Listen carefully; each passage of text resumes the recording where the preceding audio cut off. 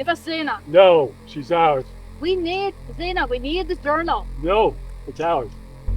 We don't want the gospel of God getting out. It's what could save people's lives. No, it takes power away from us. We need them to rely on us. No. Hello, everyone, and welcome back to my channel. Thanks so much for tuning in.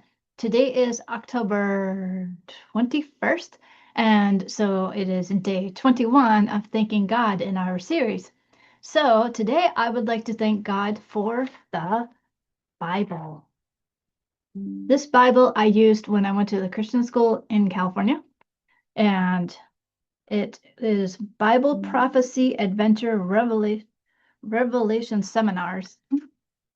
Yeah, so I got this book in 1989 and I like it, but I don't really use this one. I have other ones that I prefer, but I just really feel like it's important to study the Bible because this really does have a lot of history to it, and we can learn so much when we study history. I just think that sometimes we can have such a twisted point of view of things because we haven't studied history. We haven't really taken the time to really process everything that's going on and compare it to past things. Even lawyers, like, they'll look at past cases to kind of guide them in a case that they're working on. And so, like, like when I'm doing these parable videos, I am just so excited to do the research that I've been doing. So, like, I'm doing the research of the I'm doing the parable of the lamp soon. And so I've been researching lighthouses, and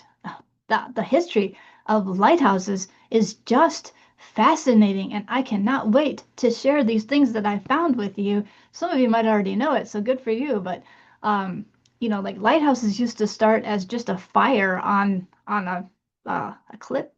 I can't remember the word, but they used to just start as a fire, and then they built lighthouses, and they had a seeker that would um, take care of the fire. Now they don't need seekers anymore because everything is automated, or even using solar energy. And so, like, just the progress that they've made with lighthouses is just amazing, and the biblical parallels that I can pull from the research that I found on these lighthouses, it's just fascinating.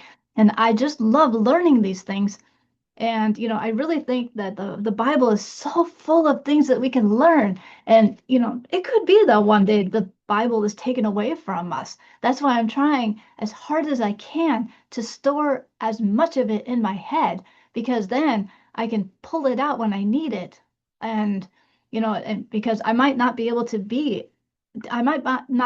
just look up, like we can Google or Gemini facts or things that we want to learn. We might not be able to do that anymore. It could be that it's blocked, and so, like, it really needs to be in our head.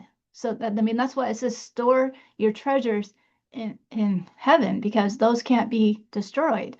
And there's a scripture that talks about writing the scriptures on your heart, but of course I can't remember it right now. I think it might be in Psalms, but maybe I'll look for it, and then I'll put it in the comments, or maybe if you beat me to it, go ahead and put it in the comments. There's a scripture, something, maybe it's like search the scriptures anyway, but and there's something about keeping the scriptures in your heart. So anyway, that's what I'm trying to say. So I just really thank God that he was so smart to have people write down this stuff for us so that we could learn from the people that have gone on before us. We are just so blessed to have these scriptures, and I just really thank God for the Bible. I love that we have different versions. I really think it's important to have different versions. I have no problem with people who are King James only, okay? But in my opinion, like, there are things that I have learned better now that I'm older than when I was younger. And so to me, not that the Bible, not that the King James written so long ago is not accurate, but I just feel like we've learned so much. Like, some of the things were maybe improperly translated, and now we've learned that that was wrong. And so I just think that for me, I really like the NLT. And then also, because I'm trying to teach people, I want to use a version that's easy for them to understand. But like I said, I have no problem with the King James. Like, the King James is great. I just prefer the NLT. I just don't like it when people are like only the King James, and if you're not using King James, then you're sinning. Like there are ways that's why Jesus taught parables, because he would instruct his narrative based on the people that he was with. Like he couldn't tell a story the same way to certain people because they wouldn't understand and they probably wouldn't accept it. And so sometimes without changing the meaning, the story has to change a bit. You think about stories that are passed down from relatives, sometimes those are changed a little bit and exaggerated. But the Bible is never exaggerated. Everything is totally accurate. And I just think that different versions help people learn a different way. Like maybe they can read the NLT or NIV or something like that, and then go to the King James and study that. But we don't really use these and thous in our everyday language anymore, and so I think some people might prefer the Shakespeare type, but I don't.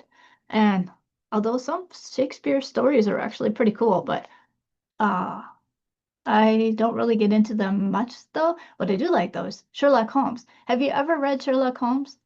That's pretty cool. Sherlock Holmes, I love Sherlock Holmes. But that is a definite language difference there. Like we don't talk that way either. I love seeing how things used to be said, in the past. That's why I love the YouVersion Bible app, because you can like compare immediately different versions and really give you a good understanding of the scriptures. And so like I really think it's important to study different versions and get a different idea of not a different get an idea of what the scriptures are saying. So anyway, but like I said, I have no problem with people who are King James only. I really believe that people should just have the freedom to do what they think is right. It doesn't go against the Bible. The Bible doesn't say anywhere, thou shalt only read King James. And it doesn't say, thou shalt allow other translations. Like there is no rule when it comes to it. It's just important to read the Bible. And so I do want to mention that in this video, I have a video that I'll be showing of I have a friend named April Marie, and she wrote a book where she took the New Testament Gospels and put them in chronological order. And so that's what this book is. It's Emmanuel by April Marie. You can find it on Amazon and you can find it on Lulu. And so I'll try to put the links in the description. It might not be right away, but will do it soon. But I have a physical copy, but I can't find it right now. And so although I would have preferred to have a physical copy to show you, but I can't find it right now. I'm sure it's somewhere. I just don't know where it is right now. I've looked for it, but I can't find it. So I'm sure eventually it's gonna surface up and then I'll have it. But I do have the e-version, so I do have it on my iPad, like through the Kindle app. And so there is that. But yeah, so I will post that. But yeah, I just thank God so much for his scriptures. And I really think it's important to study and really, really, really study so that in case the Bible is ever taken away from us, we have the scriptures in our minds. So thanks so much for listening. Please subscribe and I'll see you in my next podcast. Bye-bye. On YouTube, Instagram, Facebook.